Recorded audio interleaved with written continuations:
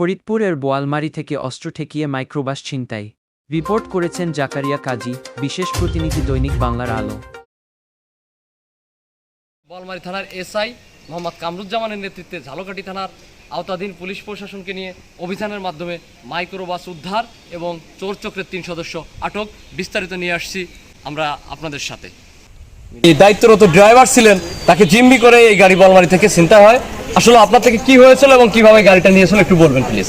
আমার গাড়িটা ওনারা কাওলা থেকে নিয়ে আসছে, আইসা আপনাদের এই বোয়ালমারী থানার ওই গ্রামে ঢুইকা আপনার 5টা 15 দিনের পরে ওই আমাকে প্রথম ধরছে ছুরি, তারপর পিস্তল ধরছে, এটা আমার গামছা দিয়ে চোখ বাঁধছে, বাইন্দা মারতে মারতে একটা বহিন জঙ্গলে নিয়ে গেছে, সেখানে নিয়ে বেদম মারছে, মাইরা টাইরা ওনারা আমার গাছের সাথে বাইদা আমার গাড়িটা নিয়ে চলে গেছে।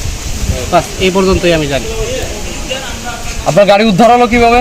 উদ্ধার হলো, তারপর আমি আমার ওই বান আমি নিজে খুলছি, খুইলা ওই আমার যে গামছা দিয়ে বাঁধছিল ওই গামছাটা আমি নিজে দাঁত দিয়ে কামড়ায় কামড়ায় ছিঁড়া পরে যেভাবে হোক আমি আপনার ওই রশিটা খুইলা পাশে এক বাড়ি ছিল, ওই বাড়ির এক কাকারে ডাইকে উড়াইছি, পরে ওই কাকারে নিয়ে পরে ওই আশেপাশের মানুষজনের কাছ থেকে ফোন নিয়ে আমি আমার মালিককে ফোন দিয়া পরে বিস্তারিত জানাইছি, পরে মালিক পুলিশের সহায়তা নিচ্ছে, তারপর আমি আপনার এই বোয়ালমারী থানায় এসে জিডি করছি।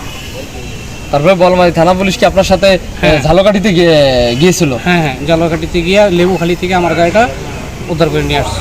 আপনার এই যে মুখটুকে দেখতে পাচ্ছি আমরা যে বিভিন্ন মারের চিহ্ন, এটা কিভাবে হয়েছে? এইটা ওই ডাকাত চক্ররায় আমার বোয়ালমারী থানা পুলিশ জিপিএস টেকারের মাধ্যমে ঝালকাঠি লোকেশন পেয়ে ঝালকাঠি পুলিশের সহযোগিতায় গাড়ি উদ্ধার করেন।